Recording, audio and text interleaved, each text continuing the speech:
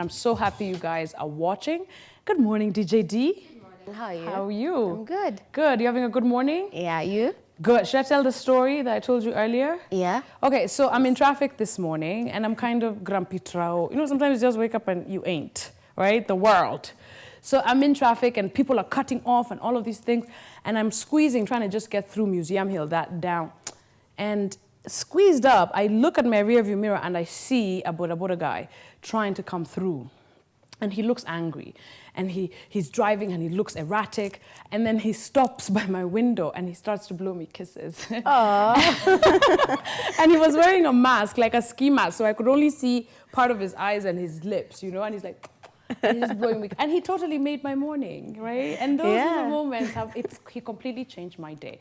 And I hope you get kisses blown at you by Boda Boda guys today, all right? Or something wonderful just like that happens to you today, all right, everybody? I think it's going to be a really good day. Today's show is a very, very special one. It is about resilience. It's about never giving up. It's about sticking it through, regardless of the situation that you find yourself in. And a lot of people have suffered through, but a lot of people actually end up giving up. And on this show, we try to encourage each and every single person, if you're going through depression, if you have some mental issues that you haven't discussed with anyone, listen, there is help out there for you, all right? It's not over. As long as there's breath flowing through you, it's not over, all right? I'm gonna ask DJ D about a moment in your life, darling, when you almost gave up. Have you ever almost given up on yourself? So many times. Yeah? Yeah, so many times. Why? Because sometimes things are very hard and you don't know how to, you really don't know how to deal with things. I personally don't know how to deal with things. Yeah. So once you have a problem, you just want to it's not even worth it. I want to give up and go. Yeah, but you don't. No. Because you remember what the goal is. And Yeah. that's the thing. That's actually what keeps me going, all right? Remember what your goal in this life is. Do not give up on that, right? So while you ponder those thoughts, I'm about to introduce you to a phenomenal man who will certainly change your day. What a beautiful song. Did you guys love that song? Yeah, I love that song. That's what's playing in my head right now. Why don't you log on to our social media platforms and let us know one of the songs that really encourages you, especially when you find yourself in a dark place. And that is especially the story of my next guest, a man who found himself looking to really build up his dreams. And then one day it went dark. David is here to tell us his amazing story of triumph. Come out here, brother. Yay! How are ya? Hi there. So, can we take a look at this? Amazing. Okay, this is not your prosthetic. It's your leg. Oh, absolutely. Fantastic. How are you? I'm good. Here, hugs. Yeah. We hug on this show. Okay, Yeah. so can we see the design? This is custom made, y'all. Yeah. All right, look at that. Look at that. Of course, there's a huge story behind this. Please have a seat, love. Cheers. Thank you. Thanks for being here. Thank you for having me. It's our pleasure. It's our absolute pleasure. How are you today? I'm good. Excellent. Now, you, of course, as a young man, grew up in Huruma, Yeah. right, with huge dreams and with football skills. Tell us a little bit about your childhood story. I was born in Uruma, and then after 5 years, I moved to Maringo Estate. And then when I moved to Maringo Estate, there is where I spend most of my time. And Maringo Estate is one of the best places in Eastlands where they produce good footballers. Yeah. And the primary school I went as well. So it was a really good experience, and that's where my football talent started coming through. Yeah. Now, growing up and thinking, you know what, I'm actually good at this. And then seeing how the world really started embracing footballers and how we became fanatics as of course you grew up. I'm sure you had your own idols that you looked up to. Did you want to play football professionally? Yes, I did. Okay. You know, the primary school I went to, we had Musa Otieno. He's one of the longest serving players and the most cup player in the history of Kenya. And when I was young, everyone used to look up to him. You wanted to be like him. You wanted to emulate everything that he was doing. And my dream was to play as a professional footballer. Okay. Yeah. Yeah. So obviously growing up, you decided that this is something you wanted to do. You ended up on one of the teams is KCB. Yes. What was the second team you ended up on? Tusker Football Club. Tusker Football Club. What was that experience like for you? You obviously were really good. And did you think that now this is what you wanted to do for your career? Yes, I actually started my career in Kabete Waterworks. It was a club that was being run by the KDF. Okay. And then from there, I went to Kangemi United. From Kangemi United, I went to now KCB, Kenya Commercial Bank.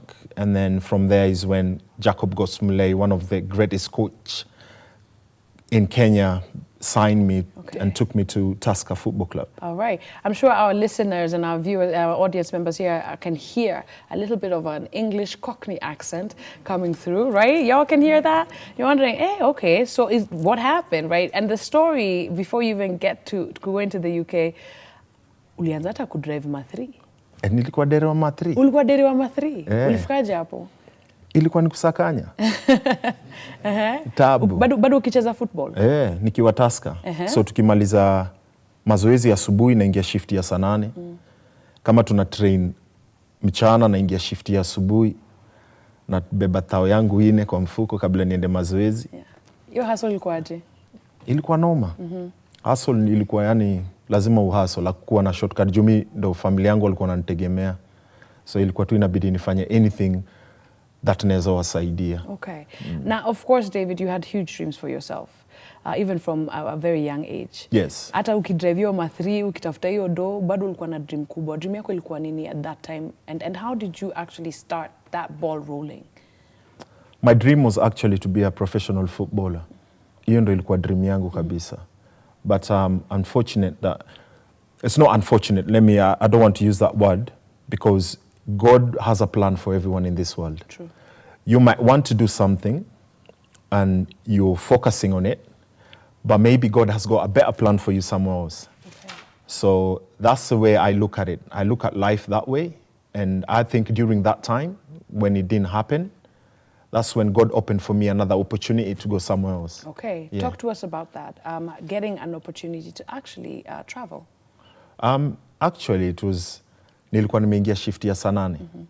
Nikaenda mpaka graphics. Siwezi sahau hiyo siku. Then a friend of mine anaitwa Georgie alikuwa CID. Akakuja tu kwa ma3 akakaa mbele akaniambia, David, spendi hii job unafanya. Nikamuuliza kwa nini? Akaniambia, no, a cousin of mine joined the British Army through online. Nikamwambia, Georgie, wacha kuniingiza. Unaona mazee anakupaka mafuta. Nikadhani pengine anatafuta do ya lunch. Oh yeah. But when we got to town and he said to me, Patiana Skodi. So we went on internet and we applied. And within 1 week, I was in the UK. Are you serious? Yeah. Did you imagine that it could happen so quickly? No. Okay. So now you're in the UK. The whole process was facilitated by the British Army for you. Yes. To arrive there. You arrive with high expectations. Yeah. What do you find? Baridi linichapa mbaya. Hapo Heathrow kwa sababu I got there when it was winter. Right. Nikatoa sweta yangu ingine nilibaingi kikoshi. Ilikuwa gani Sunday best. For sure. Nikaivaa, but bado baridi ilikuwa na penetrate serious. But from there is when I went now, you know when you join the British Army, they tell you to go to your sponsor. So what sponsor does is take care of you while you're doing the training. Okay. So I went there, and after 2 days, that's when I went to do my selection. But in Mbai, I failed. Why? Through my teeth, medical. Okay, so you have to do a full medical checkup. Yes. And they said that you couldn't because you had to fix something in your dental. Okay, so now uko hapo uko UK, huwezi rudi Nairobi, na huwezi ingia army. Ukadecide utafanya? Sasa mali nilikuwa napoa na huo sponsor wangu nikaona lazima nifanye kitu juu amenisaidia kuishi kwake. So then nikaanza kufanya a job called a care home. So unachunga watu wazee. Okay. Na watu wazee wanakuwa ni kama watu watoi. So you find people with dementia. Unapata mtu tu amekuwa yani ni mtoi tu kabisa. Yeah. So lazima uchange pad, unapata wamechafua room na everything. Vile tu mtoi anaweza fanya. Yeah. And you have to clean. Hauwezi mwacha hivyo, lazima umuoshe everything. Yani we imagine tu kitu yote vile mtoi ufanya, hivyo ndo nilikuwa nafanya. Wacha nikuulize, so there are people in Kenya thinking David has gone to the UK, he's joining the prestigious British Army. Yeah. You find yourself in an old people's home, a care home, where you're taking care of, geriatrics really. Yeah. Yeah, and was this humbling for you? Did you think, well, have I made a mistake? Do you know it got to a point Kobe niliingia kwa choo nikajiuliza nimejileta huku kufanya? That's the thing that I asked myself. Right. And I asked God, is this going to happen for me to join the British Army, or this is it? Right. Is this going to be my career? From ambitions of being a professional footballer, and now I'm taking care of the old. And something that gave me the willpower to go on is I was thinking about the problems I faced when I was in Kenya. And I said to myself, if this is it, let it be it. And this is why I keep on telling people that no matter what opportunity you get, no matter what job you get, try and make it to be a stepping stone. Because even the greatest people in this world, they've done jobs that they never wanted to do. Right. But they've got to their dreams. So no matter what opportunity comes your way, don't ever throw it. Absolutely, I agree with you. But actually, you did that job, and eventually the British Army came calling, and you got recruited. Yeah. Okay, so you entered the British Army, and finally you're there. Yeah. What's going through your mind in terms of the training? How hard is it? Take us through that. The training was intense because the first day there's something they call it like an 8-mile walk jog. So you end up having like 42 kilograms on your back, wow, plus your weapon 12 kilos, and then you tab. So we call it tabbing. So you tab like for 8 miles, and there's a certain time that you need to clock to get to your destination. So that was the kind of training we were facing. And remember, it was still winter. Yeah, intense. It was absolutely intense. And we are back, everybody. Thank you so much for joining us. We are here, of course, with David, who is telling us his story of triumph. So now you are smack dab in the army. You are a British soldier. What happens? That's when the reality kicks in. That's when...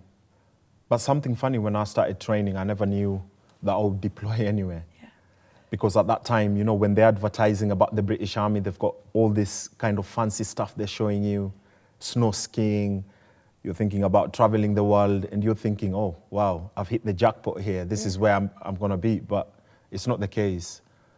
So as training went on, we completed training after 6 months. We actually started about 124 people. We finished 21 people. Really? Yeah. 100 people fall off? Yeah. It's that intense? It's intense. But David, you made it through.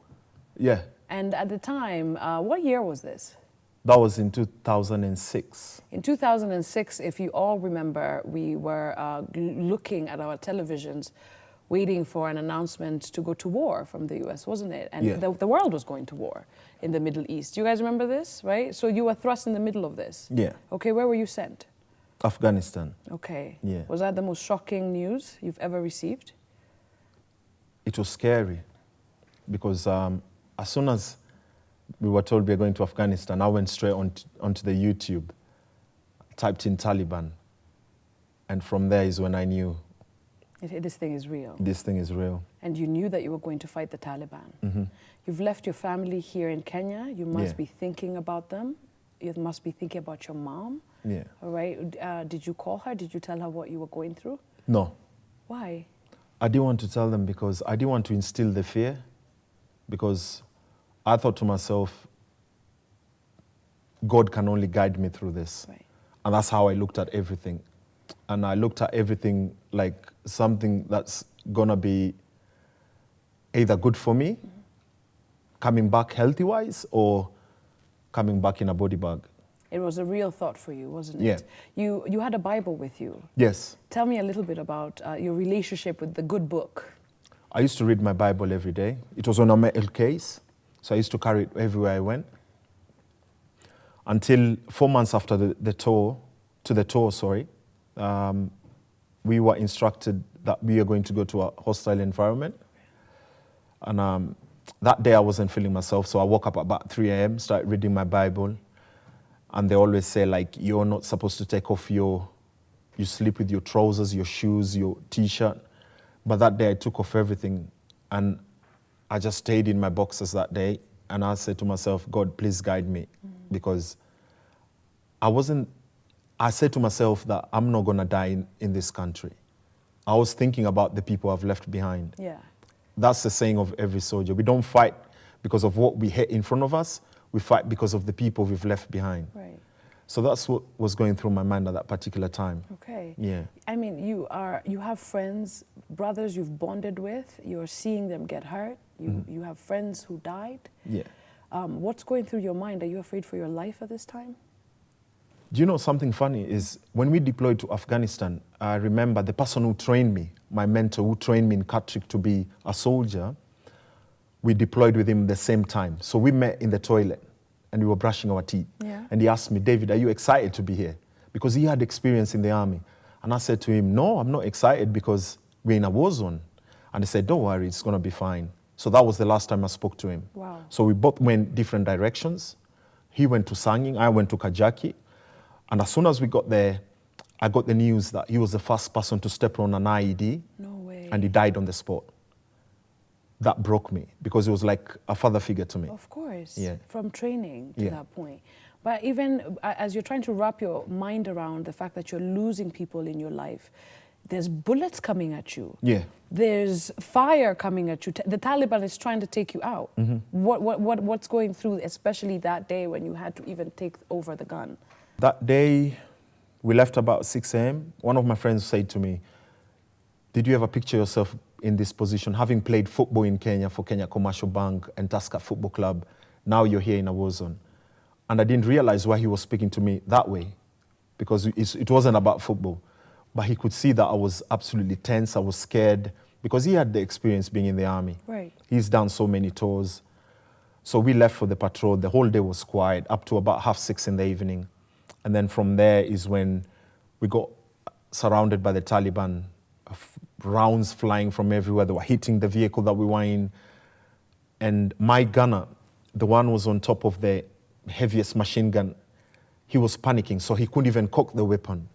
So I had to jump from my driver's seat to go there and cock the weapon and start firing, because if I didn't fire, we could have been hit that day.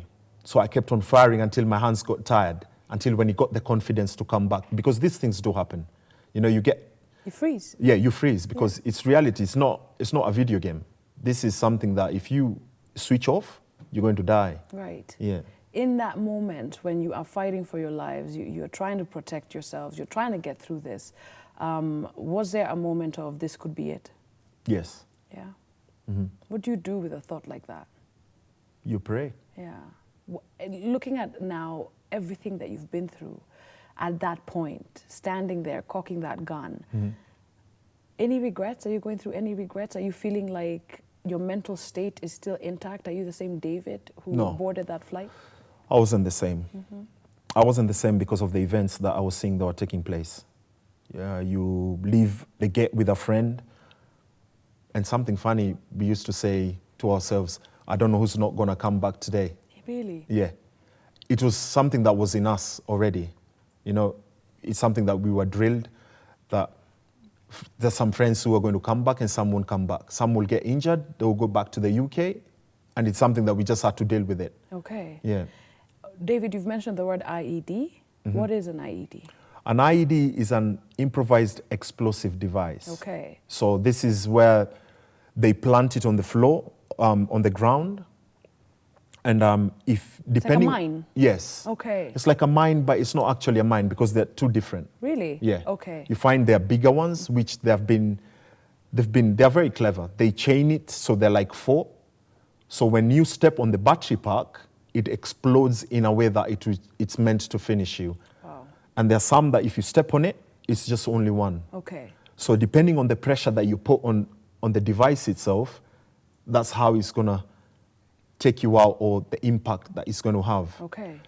And for me, when everything happened, the Americans came to our rescue and helped us with the air support. My boss said it's time for us to extract.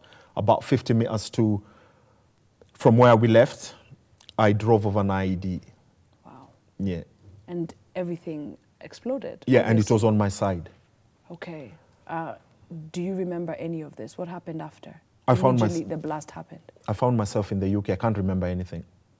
From driving your car, trying to get out of this intense and crazy situation, to hitting an IED and it going off, the next thing you remember is waking up in a hospital. Yeah. What was going through your mind at that point? I thought I was still in the war zone because I was fighting with the nurses. And then I realized when I was moving, my body wasn't right. Okay. My left-hand side was not right. My back was not right. My neck was not right. So they calmed me down and told me that I'm in hospital.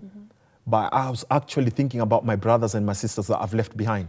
So I was telling them, how long will my rehab take? I want to go back. Really? Yeah. I've actually seen that in movies where soldiers literally are tearing themselves out of hospital beds because they want to go back. Yeah. What is that feeling about? It's because you're thinking about the people that you've worked with and now they're brothers, they're like family. Yeah. And you're thinking, you're in the UK in a safe place and they're still there. So you think, because every day that you walk as soldiers, you protect each other. So that was my mental state then. Okay. I wanted to go back. You wanted to go back, but now you're in the UK. You're obviously very seriously injured, but you're still intact. Your whole body is intact. You've got back issues and you feel a bit numb. You have a daughter. What's her name? Ashley. Ashley. Yeah. You go home, and of course you're there with your daughter. Tell me about the trampoline moment. Actually, that came after years of rehab. Okay. And then So you're in hospital for how long, David? I was in hospital for approximately 2 months. Okay. Yeah. Intense, isn't it? Yeah. To going through physio. They hadn't started physio yet. Okay. Because I was too fragile. Okay. Yeah. How is your mental state at this point? Are you experiencing post-traumatic stress disorder? Yeah. What was that like for you? What thoughts are you going through? I'm just thinking about the war. I'm thinking like there's a Taliban watching me, wants to take me out. So those are the things that were playing with my mind. And it took such a long time. I nearly committed suicide twice. Wow. Tell us about the attempts. The first attempt is I jumped into my vehicle and I drove onto the motorway and I was aiming for the bridge and the police came and blocked me because I was driving too fast. The second attempt was when I took a whole bottle of gin and just drank it. I didn't mix it with anything and it was a 1 liter bottle. What happens to a person to get them to that point where you no longer want to live? I think the mind is something very strong.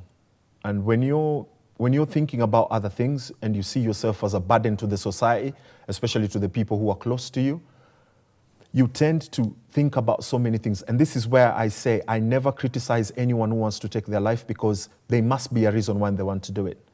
It's only that we try and neglect that. I can see there's something wrong with you and I don't take that keen. And then when something bad happens, that's when I say, oh, I saw her, she was struggling. I wish I knew. Yeah. And that's why I keep on emphasizing nowadays that if you have a friend or a family member that you see them, they're not behaving as normal, please try and take them to seek medical advice. Okay. Yeah. The policeman who pulled you over that night on the motorway noticed something about what you were wearing and got you some help. Tell us that.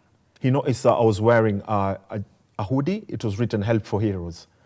And he retired from the army as well. He was in the engineers. So when he saw me, he knew this guy must have been in the army or he's still in the army. And he connected with you. And, exactly. And he got you some help. Yeah. Up to date, you're still getting counseling, aren't you? Yes. Okay. We'll talk about PTSD in just a moment. But you finally get a chance to go home. Yeah. To be with your daughter. What are you going through in terms of just your physical self? I wasn't myself anymore because after all the years I had problems with my leg and they told me they can't repair it after 8 to 12 surgeries. They told me they had to amputate my leg. That was in January 2016. Last year? Yeah. January 28th? 28th. Last year? Last year. Tell me, the moment the doctor tells you, did he give you options? I didn't have any other option. Okay. They had exhausted all the resources they can. So you're about to lose your leg. Yeah. Are you accepting this? Did you accept it? Did you tell them to go ahead? Did you call your mom? I didn't call anyone. It was a decision that I had to make because I was the one I knew what I was going through. And especially it started when my daughter told me to go and play with her on the trampoline. That's when I realized I'm not the same anymore.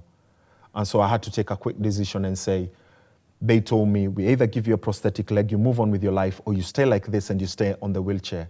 And I said to them, then get rid of it. Wow. A tough decision to have made, David, wasn't it? Wasn't it?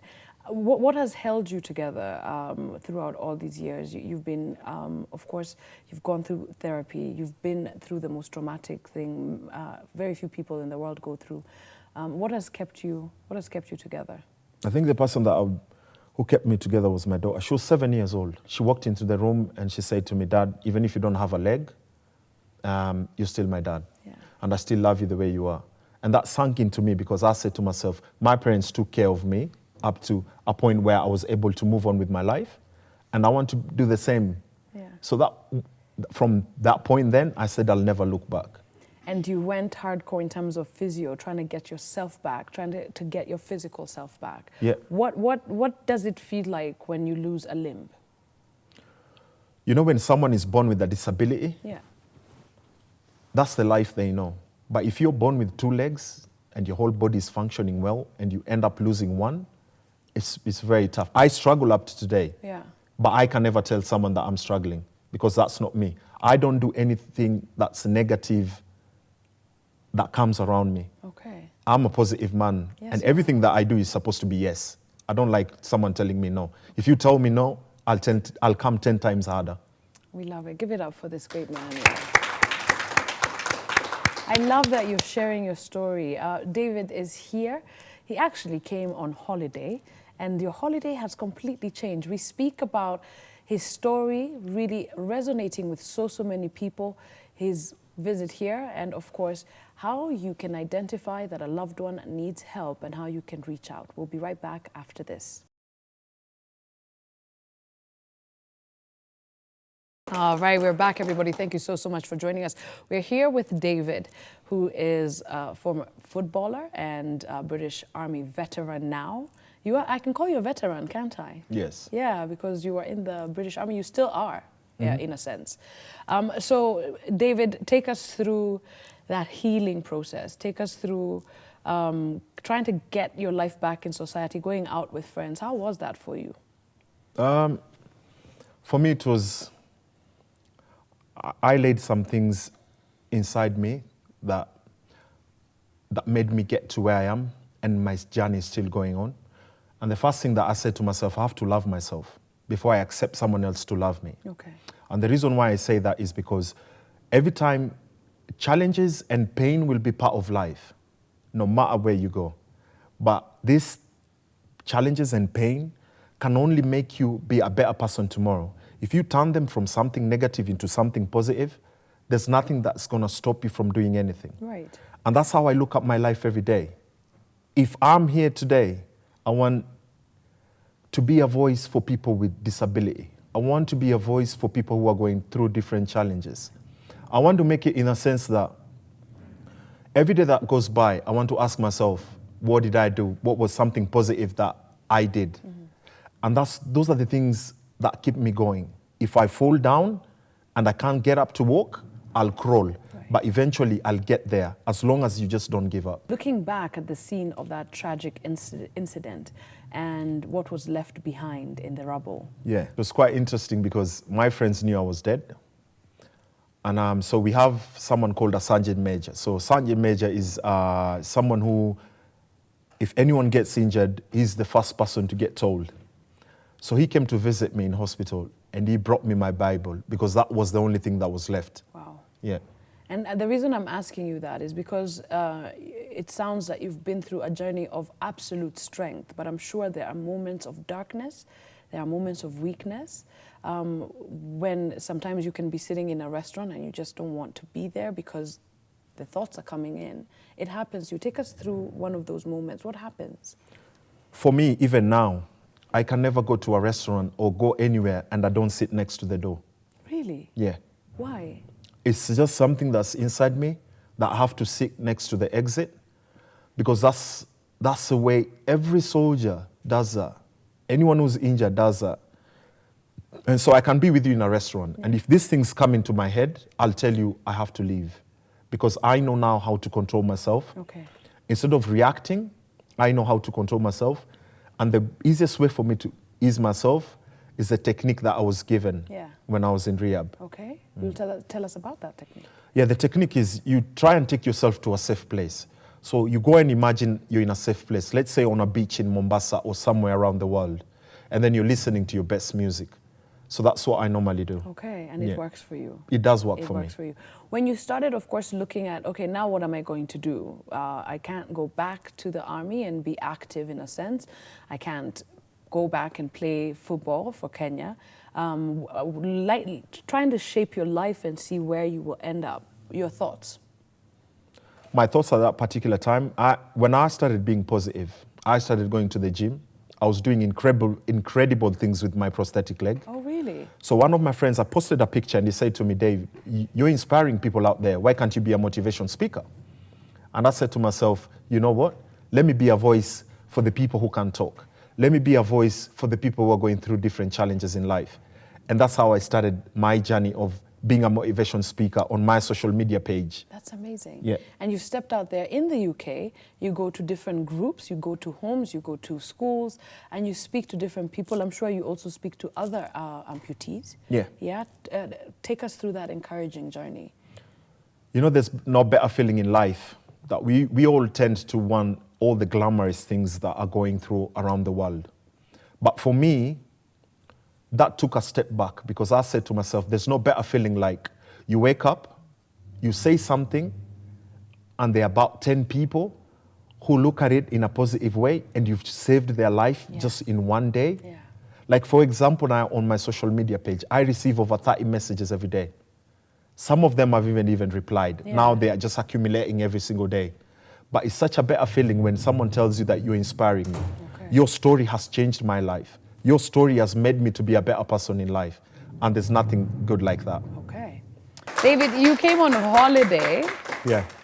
Just doing your thing. And did you expect, I found you on Instagram, I stalked him, y'all, and DM'd him. I was like, I need to meet you because I just saw what you were doing on that platform alone, and I thought it would be so awesome if Kenyans could meet you. Did you expect how your trip has turned out?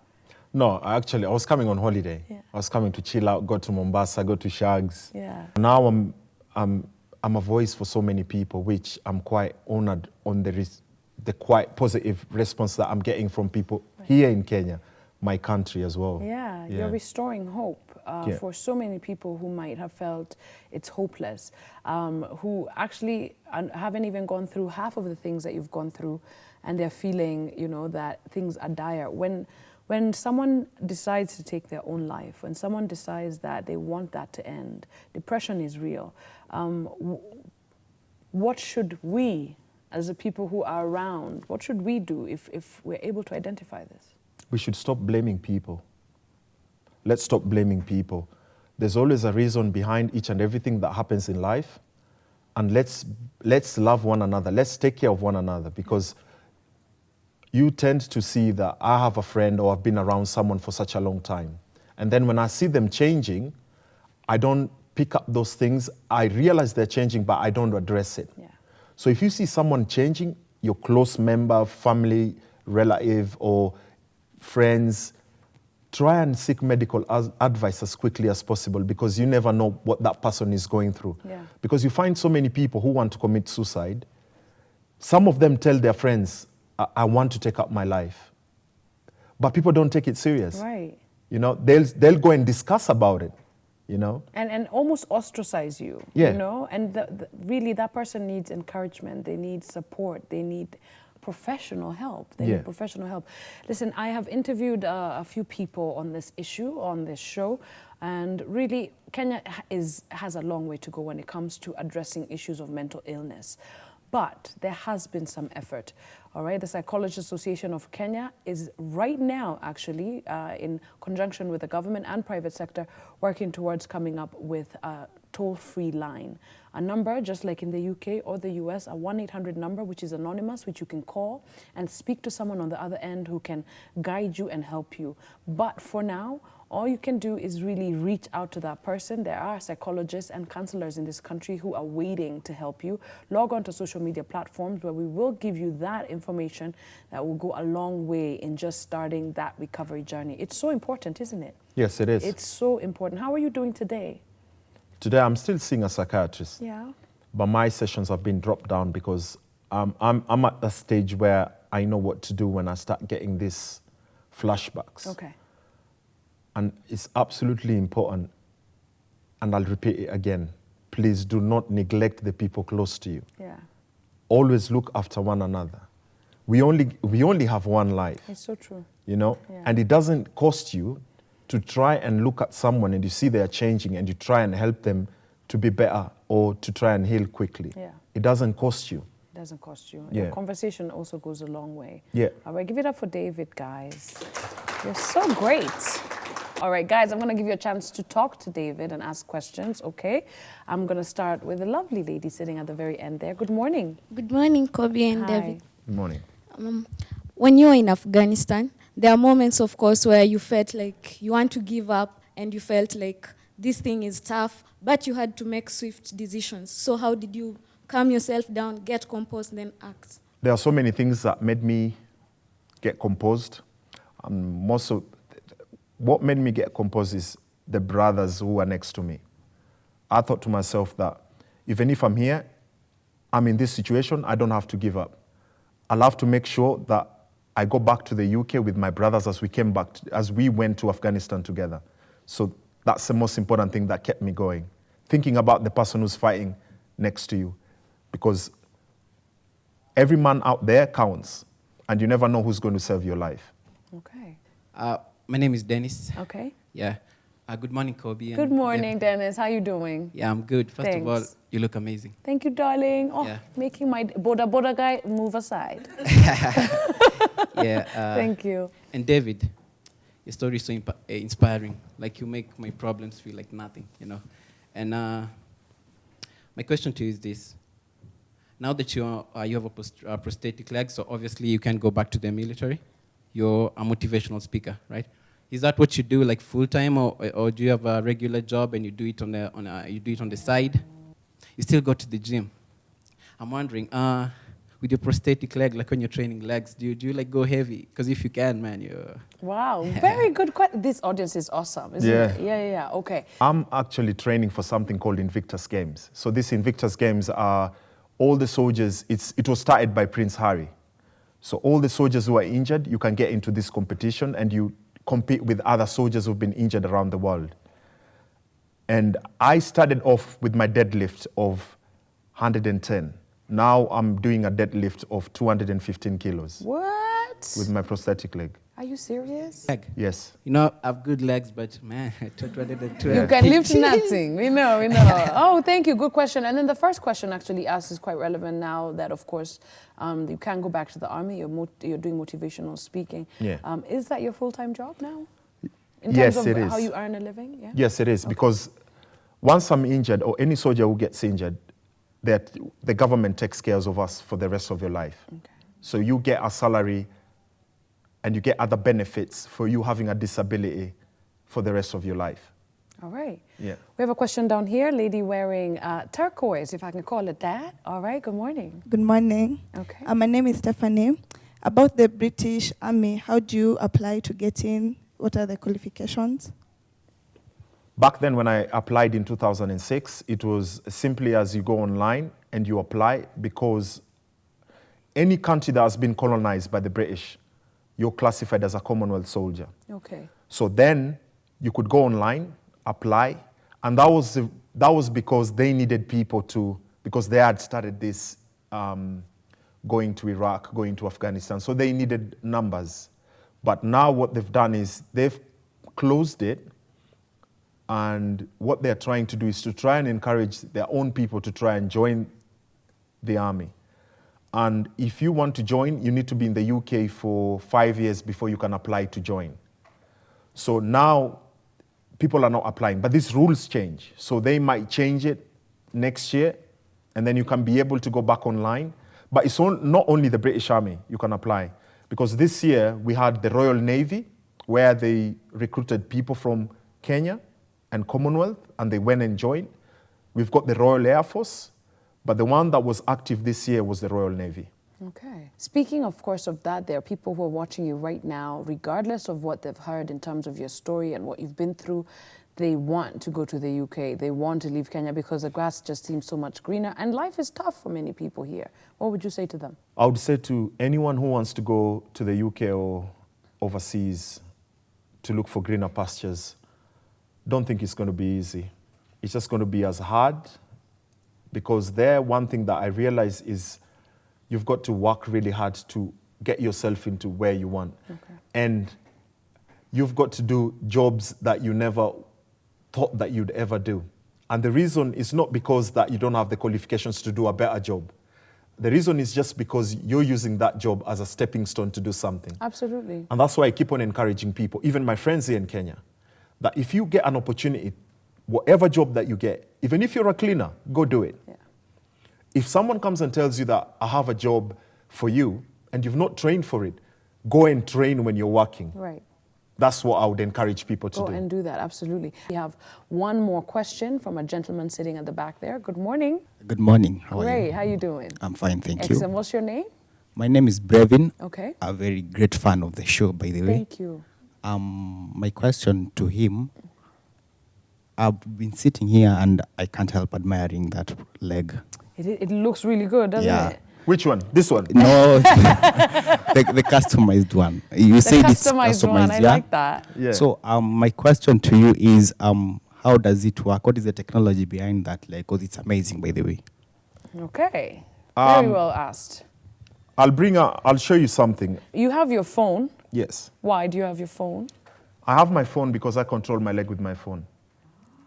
Imagine that. So it's got Bluetooth. Okay. So I've got different modes on my phone that, for example, if I go to the gym and I want to do cycling, so I'll just go to it's called the Autobot app, and I'll open the app itself. I don't know if you can see. Yeah. Yeah, there it is. We can see it. Mm-hmm. So you can see the different modes that are there. So I've got 4 modes on there. So the first one I've got, which is a basic mode, and I've got a cycling mode, and then I've got a downhill snow skiing, and then I've got the extended mode. You can ski with this? Yes. Really? Yeah. Wow. I mean, you can lift all those weights, so I'm pretty sure you can. Yeah. Can. So once you put, well, for example, put it right now on like cycling mode. So if I go to the gym and I put cycling mode, I'll just click on the cycling icon, and if you just listen carefully, you'll hear there's a beep. Yeah. So that means it has changed to cycling. So I'll keep on cycling in the gym and ride a bike like any other person. Oh, wow. Okay. So if I want to take it back to normal, Well, let's say we stand up right now. I'll fall down. Really? Yeah. Because it's in that mode, isn't it? Because it's on cycling mode. Okay. Put it back on stand-up mode. Can we stand? Now it's on basic mode. So we're good. Now we are We good. can stand up? Yeah. All right. I heard you like reggae. I love reggae music. Y'all like reggae music? Give it up for David. I just love you. I really do. You're just so amazing. How has it been coming back and reconnecting with friends and family? It's been awesome because Yeah. I never expected what I've received here in Kenya. Yeah. Because I came on holiday. I never thought that if I share my story, because so many people have got different stories, Yeah. but many of us are afraid to tell our stories because of what we've been through and maybe just our character. Right. But for me, this is my destination. My destination is to share my story and make people know that no matter what situation that you find yourself in, you can still pull through it. Oh, wow. Yeah. Well said. Be blessed. And I know that you're going to, globally, you're going to tell your story and change so many people's lives. Asante sana, David. Shukran, amen. For Amen. Amen. Absolutely. All right, let's dance. Reggae. DJ D, isn't he awesome? Is You're feeling good now, like that story you're about to give up on, you're like, okay, I'm so glad I Yeah. didn't, you know? Come on. There we go. It is such a cool leg. Let me ask you, you got this custom made? Yeah. Okay, someone hooked it up for you. I really love this print. And you know what? I just have to say, so that people just don't forget, you are one of the soldiers or people who've gone through therapy who did it in the shortest amount of time. Yes. So I lost my leg in 28th of January 2016. Okay. And I was medically discharged on the 12th of April 2017. And people who get prosthetic legs, because I've got 3. So you get the first leg, which you're supposed to train on how to walk. And then you get a shower leg. And then you get this most advanced leg. So for me, I never used to sleep. The nurses used to complain every time. They just used to hear someone banging. Because you're training and walking and doing it just so you could You're awesome. Yeah. You're amazing. You're amazing. All right, everybody. Please log on to our social media platforms where we'll connect you to this great guy. He's so awesome on social media. You can connect with him and he will contact you right away, really. So just keep the messages coming. Thank you so, so much. And remember, all right, don't give up. Regardless of where you are in your life, all right, people who give up always do just before their breakthrough, okay? So don't give up, all right? Your breakthrough is coming. Sindio? Kabisa. Kabisa yake yote.